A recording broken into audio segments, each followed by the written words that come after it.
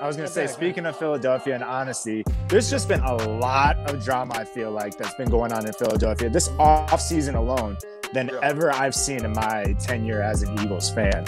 So to kind of start off at the beginning of the offseason, what were your initial thoughts on Doug Pederson's firing? Was it surprising, or was there some signs going on the last couple of years that kind of was like his job might actually be in jeopardy, and then it just finally blew up at the end of this season? My insight on that wavered back and forth. During the latter part of the season, there was a part of me that thought, well, maybe he won't come back. But at the end of the season, I thought, okay, Doug Pederson will be back. You know, they'll work out the differences between upstairs and the quarterback, whatever the case may be. Doug, he's won a Super Bowl for this organization. He'll be back.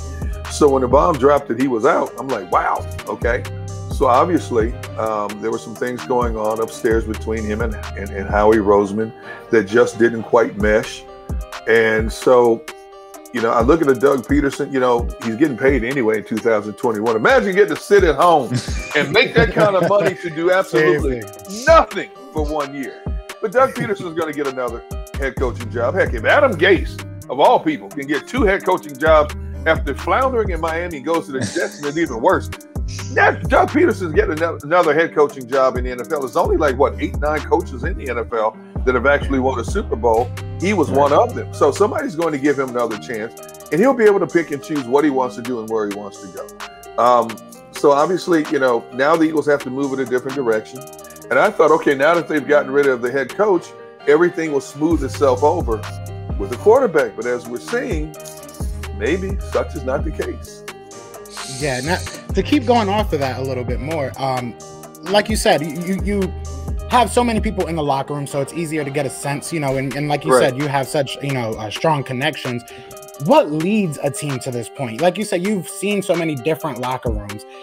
Is there some type of common denominator that just kind of happens in locker rooms that brings teams to these points? Or is this, because this to us at least is one of those things we've never really seen before. So, is there something that you can kind of point to that maybe you saw that you were like, oh, okay, I could see now how that snowballed into this? Losing breeds negativity, plain and simple. When you're losing, everybody's frustrated.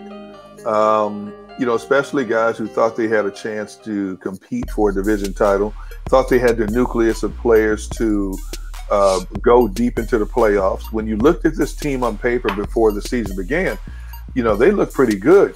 If you go back to May and June, then all of a sudden, Brandon Brooks is gone. Andre Dillard is gone. Lane Johnson never fully healed. Zach Ertz is out. Deshaun Jackson is out. When is Alshon Jeffrey coming back? You had 13, 14 different offensive line combinations throughout the course of the season. Your quarterback was sacked 50 times and was hit over 110 times. They shot themselves in the foot more so than they prospered. And so when all of that happens, it compounds and it gets to a boiling point. Doug Pederson took pride in, when he took this job, building a positive culture in that locker room. And he had the right people to do it, the right personalities, a Brandon Graham, a Brandon Brooks, a Lane Johnson, Jason Kelsey, even your quarterback Carson Wentz, all positive influence in that locker room that you wanted newcomers to gravitate towards and, of course, young players to look up to. But, so when you start to lose, people start whispering, things start leaking out. So I've seen it happen too many times in all my years of covering sports. So I'm not surprised that it got to the point that it did with this team.